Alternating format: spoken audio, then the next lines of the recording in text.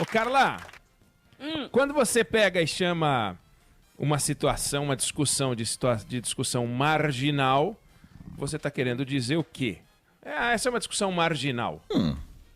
Que não é a central. Não é a central. E se você fala assim, fulano de tal é um marginal? É um bandido. É um bandido, exato. Então, quando a gente xinga alguém de marginal, a gente está querendo dizer que ele é um delinquente, que ele é um fora da lei, que ele é um bandido, como disse a Carla Bigato, um criminoso, um malandro, escolhe o nome. Pois ontem no Canal Livre, o presidente da Câmara dos Deputados, Rodrigo Maia, disse que o presidente da República vem sendo assessorado por marginais, ou mais marginais do que assessores, nas suas palavras. Então, eles são mais bandidos, mais criminosos, mais malfeitores do que assessores. Ele não deu nome aos bois, mas ele disse que os marginais que assessoram o presidente da República, ou os mais marginais do que assessores que assessoram o presidente da República, são comandados pelo Olavo de Carvalho e que essa turma trava uma luta contra ele, entre outras pessoas, e contra o Luiz Henrique Mandetta, o ministro da Saúde. O Canal Livre é comandado pelo Rafael Colombo, eu participei da entrevista, também estavam lá o Fernando Mitre, que é o diretor de jornalismo do Grupo Bandeirantes, estava lá o Caio Messina, repórter de Brasília, da TV Bandeirantes. O Rodrigo Maia, ele estava irritado. Em função dessa irritação dele, a entrevista acabou sendo uma das entrevistas com as declarações mais duras que eu vi no Canal Livre. E eu participei de alguns. E uma das mais duras entrevistas que eu já participei também. Quer dizer, você, não porque ele tenha gritado, nada disso, ele não é uma figura das mais equilibradas, mas também não é destemperado. Ele não é campeão de equilíbrio, porque tem gente na política como Michel Temer, que quando tá bravo, mas muito bravo, mas assim, bravo, bem bravo, e vai chamar alguém de canalha, ele fala assim, esse daí é um biltre, né? Esse é o Temer, assim, muito nervoso. Eu arrisco dizer que o Michelzinho, filho dele, nunca ouviu um palavrão dito pelo pai. Nem quando, sei lá, caiu uma coisa no pé, ele fala, estou muito inconformado com isso. Deve ser assim. Mas pelo perfil dos políticos com quem a gente tem convivido, pelo perfil dos políticos que tem brotado por aí nos últimos tempos, o Rodrigo Maia é relativamente ponderado. Pelo menos nas declarações que ele dá, né? A gente já viu o Dória estourando. Outro dia ele estourou com o Major Olímpio, quase saiu na mão os dois, né? O Major Olímpio, né? O tal do governador do Rio de Janeiro, esquentadinho também, o Caiado esquentadinho. Talvez o governador de Minas, que parece funcionar em modo avião, ou até em modo forno a lenha, né? Ele é um pouco mais tranquilo. Mas o Maia não costuma falar o que ele falou ontem, usando as palavras que ele usou ontem. Chamou o núcleo duro, que é a expressão que se usa na política para falar dos assessores mais próximos ao presidente da República, de mais marginais do que assessores. Isso mostra o nervosismo geral de Brasília. Ele criticou a velocidade de adoção das medidas de saúde que estão sendo implementadas, criticou a velocidade das medidas econômicas, criticou a bateção de cabeça no lançamento das medidas. Ele lembrou, sem citar o nome do Guedes, a inacreditável entrevista que o ministro Paulo Guedes deu para a revista Veja, dizendo que com 3, 4 ou 5 bilhões de reais ele eliminaria, aniquilaria, palavras dele, o coronavírus. Imagina. Paulo Guedes disse outro dia, não é em 1970, que o coronavírus seria aniquilado no Brasil com 5 bi. Né? E o Maia lembrou o absurdo que é isso. A gente já tem um pacote com centenas de bilhões de reais e tem uma dúvida no ar se esse dinheiro separado vai ser suficiente. Ele reclamou da enrolação do governo para soltar o dinheiro logo para as pessoas e empresas, que está demorando mesmo. Reclamou do BNDES, que chamou de tímido. E ele começou lembrando do exemplo acabado de incoerência do presidente da República, que pediu ao Congresso que aprovasse o estado de calamidade para o Brasil, para depois dizer que o motivo da calamidade, que é a Covid-19, é uma gripezinha. Quer dizer, quem é que pede estado de calamidade para uma gripezinha? E disse que o Bolsonaro só não demite o Mandetta e muda a política de saúde, a orientação atual, porque depois ele vai responder pessoalmente pela decisão, disse o Rodrigo Maia. Então, a entrevista, ela mostra várias coisas. Mostra a irritação do Maia com o governo, até aí, o governo está irritado com o Maia, você pode dizer que, bom, eles que se entendam. Mas mostra que tem um jogo desigual sendo travado, uma disputa desigual sendo travada. De um lado, o vírus, atacando como deve atacar o vírus está sempre atacando.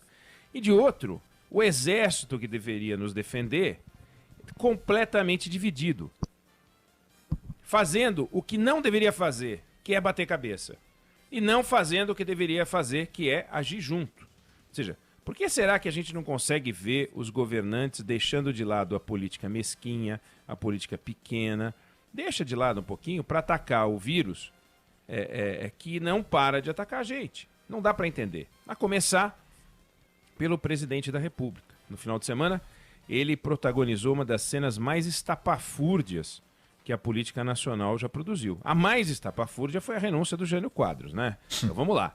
Poucos meses depois de tomar posse, o sujeito produz a anedota das anedotas e vai embora. Isso nada é mais ridículo do que aquilo. É difícil pensar numa coisa mais ridícula.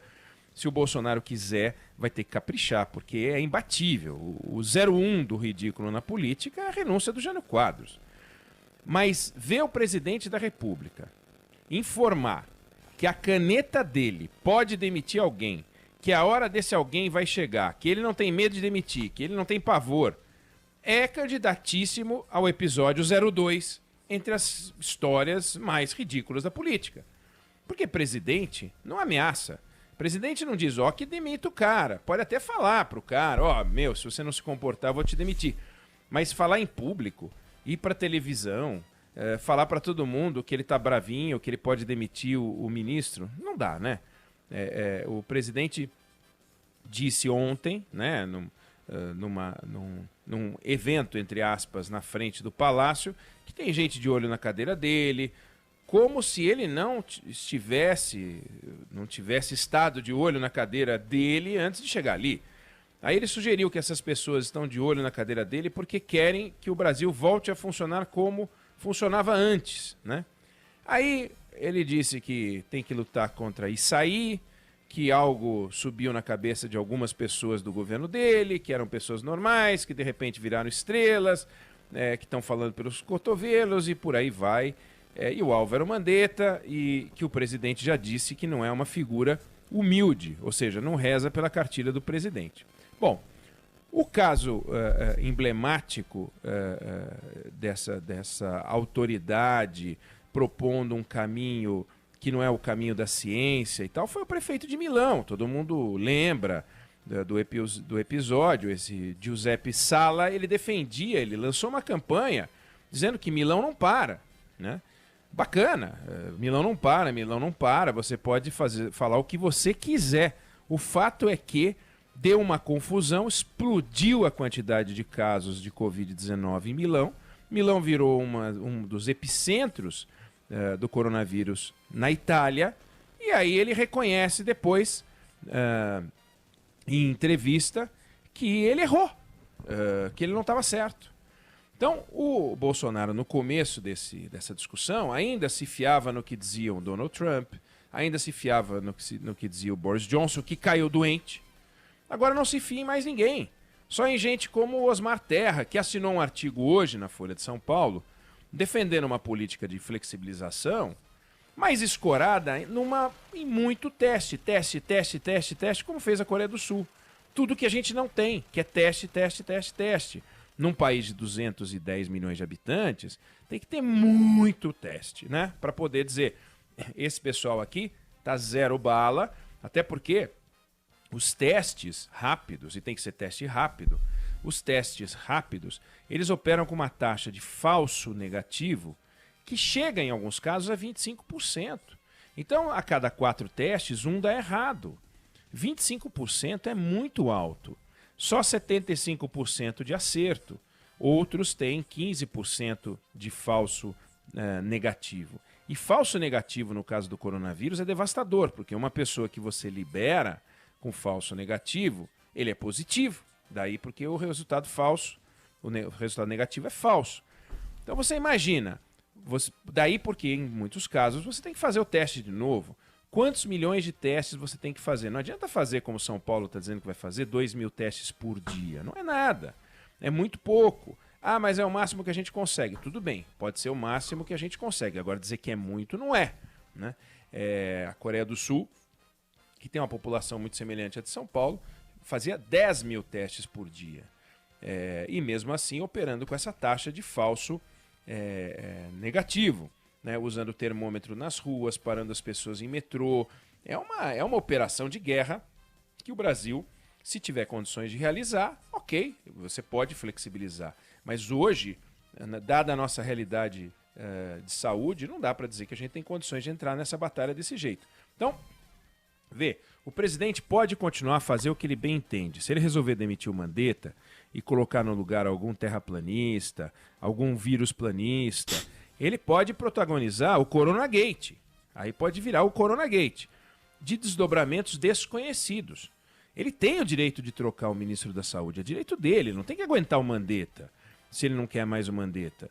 E não vai faltar profissional de qualidade para assumir a pasta. Tem bons profissionais capazes de fazer o trabalho. Eu não aguento mais o Mandetta. Bom, manda embora, não tem problema nenhum. O que não pode é resolver brincar e implantar sua visão de mundo, como ele fez na educação, e botou primeiro aquele maluco, daquele Ricardo, como é que ele chama? Vélez Rodrigues, né? Vélez Rodrigues, aquele desastre, e depois botou outro desastre. Isso não pode, mas ele fez, né? Não deve. Agora, se ele trocar o titular da saúde, que começa a defender que as pessoas saiam às ruas, a Câmara e o Senado, o Supremo Tribunal Federal não vão sair em defesa dessa posição. Aí ele vai estar só na chuva, pode tentar, mas vai ser uma questão dele. Quer dizer, a gente aprendeu com as sucessivas crises que a economia nos deu, e a gente teve várias crises econômicas, que a economia falava mais alto, que a economia dava o tom, a frase era economia estúpido, né? Agora, a gente está aprendendo que não é só a economia, é a saúde estúpido. Tem uma questão de saúde importante que não dá para a gente brincar. Então, não precisa ser o Mandetta, pode ser qualquer outro. O que não pode é fazer uma política de saúde perneta.